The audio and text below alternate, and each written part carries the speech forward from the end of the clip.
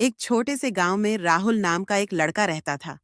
राहुल स्वभाव से बहुत चंचल और जिज्ञासु था, लेकिन उसकी एक बुरी आदत थी।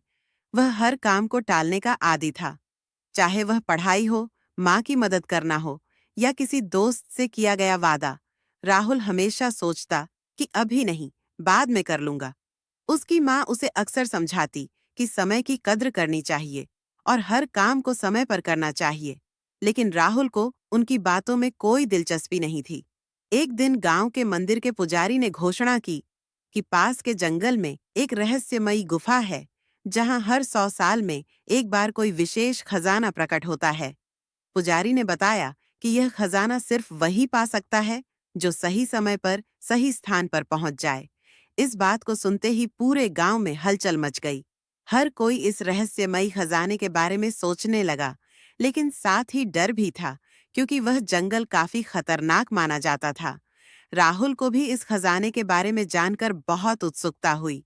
उसने सोचा कि अगर वह यह खजाना पा जाए तो उसकी जिंदगी बदल जाएगी। उसने भी जंगल जाने का मन बना लिया। उसने अपने दोस्तों को भी बताया और सब ने योजना बनाई कि अगले दिन सुबह सुबह वे सभी खजाने की खोज में निकलेंगे। लेकिन हमेशा की तरह राहुल ने तैयारी में देरी कर दी। उसने सोचा कि सुबह जल्दी उठकर सब कुछ तैयार कर लेगा। अगले दिन उसके सभी दोस्त जल्दी उठकर तैयार हो गए और जंगल की ओर चल पड़े, लेकिन राहुल सोता रह गया। जब वह जागा तो उसके दोस्त काफी दूर निकल चुके थे।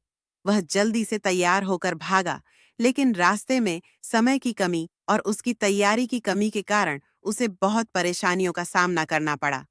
जंगल में उसे रास्ता भटक गया और कई घंटों की मशक्कत के बाद भी वह सही जगह पर नहीं पहुंच सका।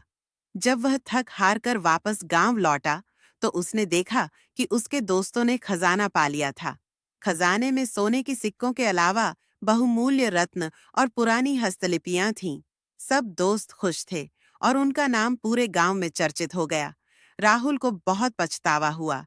उसे अपनी टाल-मटोल की आदत के कारण खजाने से वंचित रहना पड़ा। उस दिन के बाद राहुल ने ठान लिया कि वह अपनी इस आदत को बदलकर समय का सम्मान करेगा। उसने अपनी पढ़ाई पर ध्यान देना शुरू किया, माँ की मदद करना सीखा और वादों को निभाने लगा।